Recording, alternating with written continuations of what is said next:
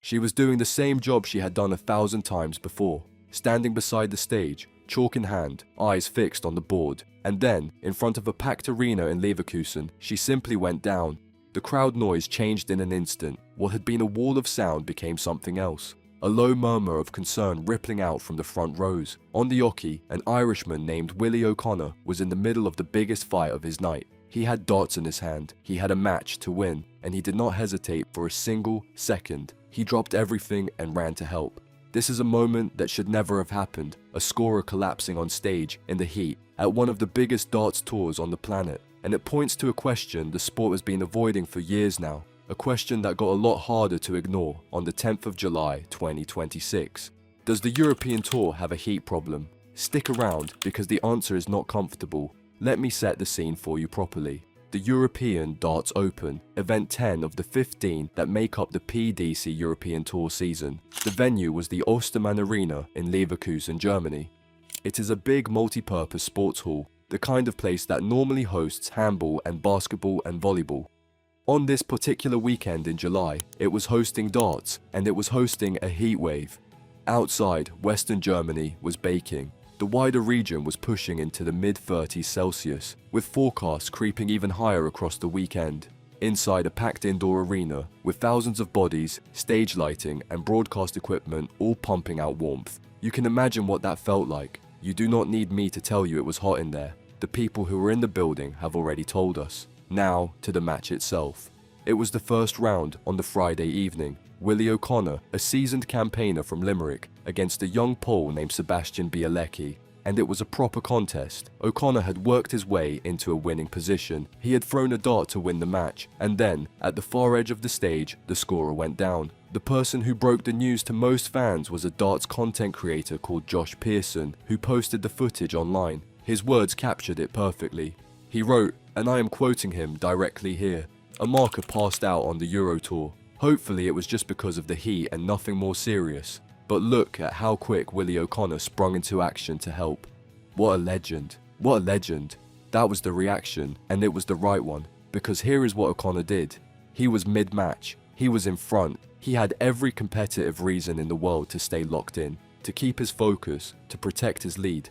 Instead, he abandoned the game entirely and went to the aid of an official who had just collapsed. The referee, a well-respected official named Kirk Bevins, went to help as well. The match was stopped. Medical attention was called for. The Irish sports outlet balls.ie reported it plainly. In their words, the match was played out in remarkably hot conditions, and the heat reportedly became too much for one chalker during the contest. A Dutch outlet, Darts News, described the same thing: high temperatures, a hall that was especially warm, and at the end of the match, in their phrasing, it went wrong. I want to be careful and honest with you here, because that is how we do things on this channel. We do not know the identity of the person who collapsed. We do not know their exact medical situation, and we do not know the full details of how they recovered. That information has not been made public, and it is not our place to guess at it. What we can say, from multiple reliable sources, is that a scorer collapsed on stage, that the heat was widely reported as the cause, and that a professional darts player thought so little of his own match that he threw it aside to go and help. That is the human heart of this story. Now let me show you why it is not an isolated one. Here is the thing that turns one scary moment into a genuine pattern. That collapse did not happen on a normal night that just happened to get warm. The entire European Darts Open weekend was defined by the heat. This was not background detail. This was the story of the tournament, according to the people covering it. Darts World magazine put it like this. They wrote that, despite the blistering heat in the pool, Ostermann Arena, the conditions did not prevent some red-hot performances. Read that again. Blistering heat. That is a darts publication describing the playing environment, not the weather app. The editor of Darts News, Pieter Verbeek, went further. He said the extreme heat inside the arena in Leverkusen played a significant role throughout the event, and he backed it up with the numbers. The standard of play, he pointed out, was far from spectacular. Averages in the 80s were a common sight. Across the entire tournament, only 6 three-figure averages were recorded. For a European Tour event packed with the best players on the planet, that is poor. And the man reporting on it laid a good part of the blame at the door of the temperature. Even the champions were struggling. Nathan Aspinall, the defending champion at this very event, went out in the semi-finals. By his own admission, he did not cope with the heat in the end. This is a professional athlete at the top of the game, and the conditions got to him. One German editor summed the whole thing up in a single line. He called it perhaps the hottest European Tour event of the year. So let me stack this up for you. A scorer collapsed. The champion admitted the heat beat him. The averages tanked across the entire field, and the people whose job it is to watch this sport week in and week out described the conditions as blistering and extreme. That is not bad luck. That is a warning sign. Now, if you have followed darts for any length of time, a little voice in your head is probably saying the same thing mine was. This has happened before. Darts has always been hot, and you would be absolutely right. Let me take you to Blackpool. Every July, the World Match Play comes to the Winter Gardens in Blackpool, and specifically to a room called the Empress Ballroom. It is one of the most iconic venues in the sport. It is also, by reputation, one of the hottest rooms in professional sport. It is a heritage building, opened in the 1870s, packed to the rafters every summer with roaring fans, and it does not have the kind of modern climate control you would expect from a purpose-built arena, and the players talk about it openly. Raymond van Barneveld, a 5-time world champion and one of the most beloved figures the sport has ever produced, spoke about it ahead of the 2025 match play. Listen to how he described it. He said, "It is always incredibly hot at the match play. Then I sweat. Everything sticks, and your darts don't flow as smoothly. There are players who don't have that problem at all. I sometimes wonder how they do it. Everything sticks. Your darts don't flow." That is the detail I want you to hold on to, because it is the thing that makes darts different from almost every other sport when it comes to heat. In football, heat drains your legs. In cycling, heat cooks your body. In darts, heat gets into your hands. A darts player relies on a release so fine, so precise, that a film of sweat on the fingers can be the difference between a treble 20 and a wire.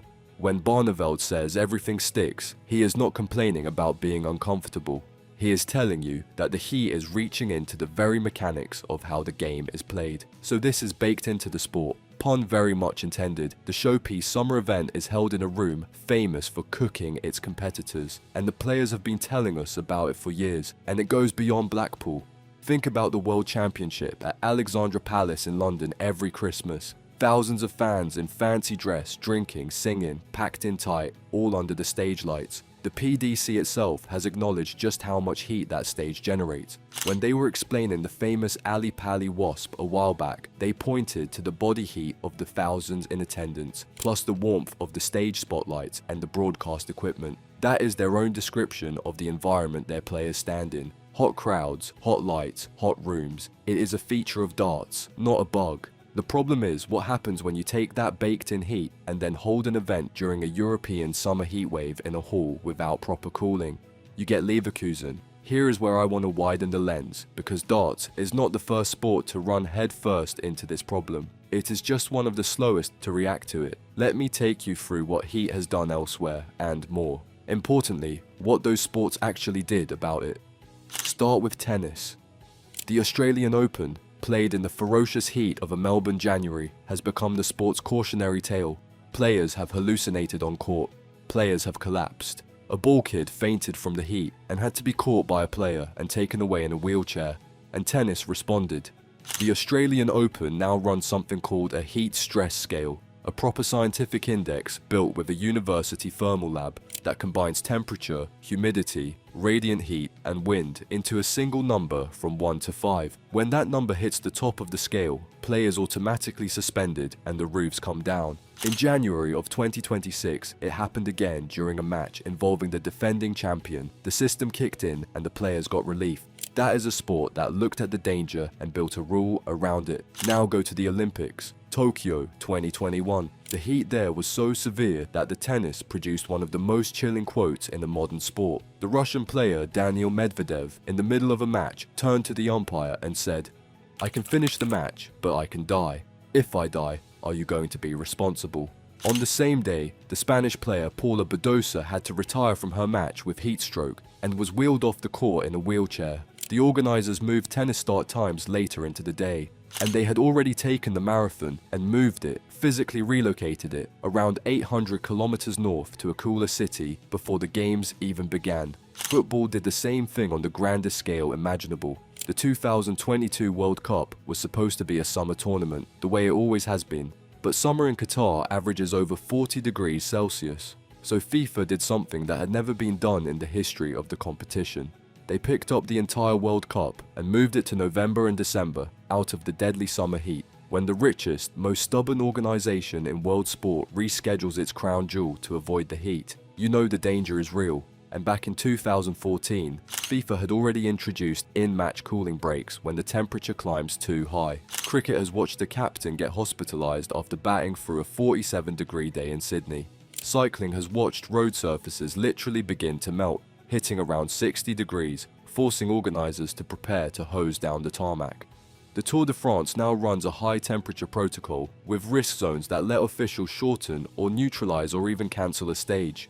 And in the darkest corner of this history, the sport of cycling knows exactly how far heat can go. A British rider named Tom Simpson died on the slopes of Mont Ventoux in 1967, with the brutal heat a contributing factor. I am not telling you that a dart scorer collapsing is the same as a rider dying on a mountain. It is not, and I would never insult anyone by pretending it was. What I'm telling you is that every one of these sports looked at heat, took it seriously, and built protections around it. Heat scales, cooling breaks, rescheduled tournaments, relocated events, medical protocols, and now the obvious question, what does darts have?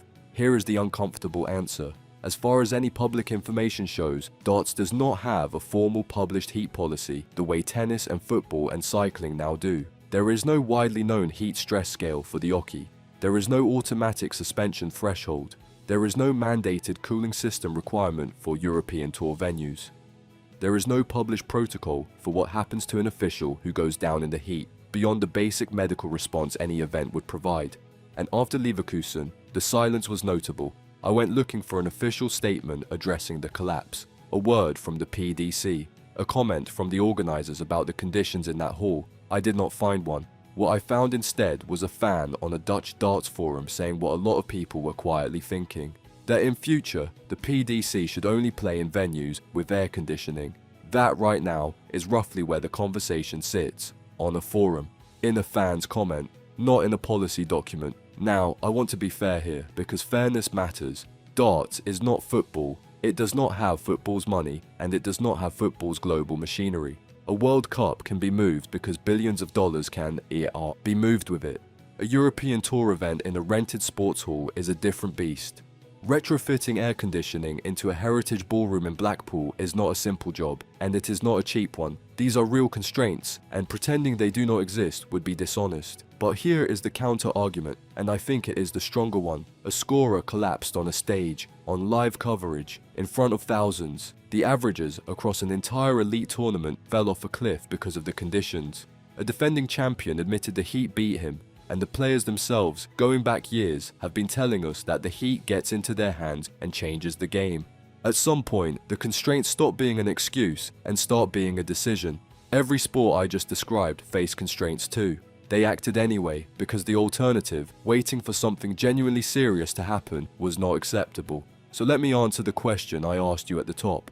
Does the European Tour have a heat problem? Yes. On the balance of the evidence, it does.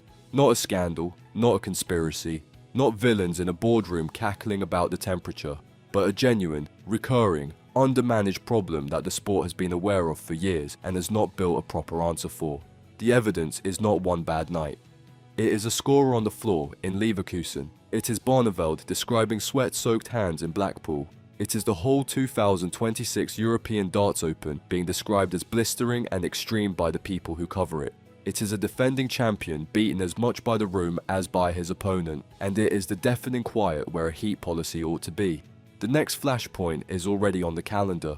The World Match Play in that famous, sweltering Empress Ballroom in Blackpool in the middle of July, the very tournament Barneveld was talking about. The sport walks straight back into its hottest room of the year, and the whole thing starts again. Here is what I keep coming back to. On the 10th of July, in Leverkusen, we got lucky. A scorer went down, and the worst did not happen, and a good man in Willie O'Connor was there in an instant to help.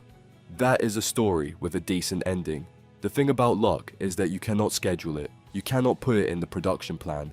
Every other major sport worked that out, and they built rules so they would not have to rely on it. Darts has not yet. And the honest hope, the one Josh Pearson typed out in the heat of that moment, is the one worth ending on. that it was just the heat and nothing more serious. Let us hope the sport hears the warning before it has to learn the harder way.